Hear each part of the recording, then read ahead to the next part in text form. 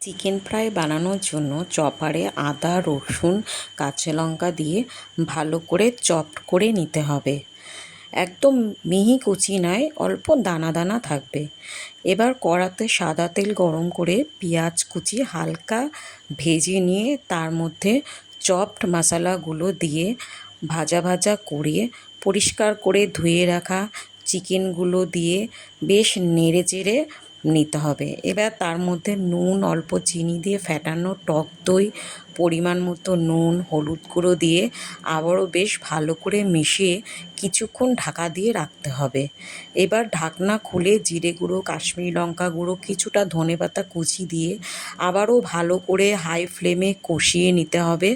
তারপর অল্প জল দিয়ে আবারও কিছুক্ষণ ঢেকে রাখতে হবে। কিছুক্ষণ পর ঢাকনা খুলে আবারও বেশ কিছুটা ধনেপাতা কুচি দিয়ে বেশ নেড়েচেড়ে শুকনো হয়ে আসা পর্যন্ত মেশাতে হবে। একদম শুকনো হয়ে তেল ছেড়ে এলেই রেডি আমাদের চিকেন ফ্রাই।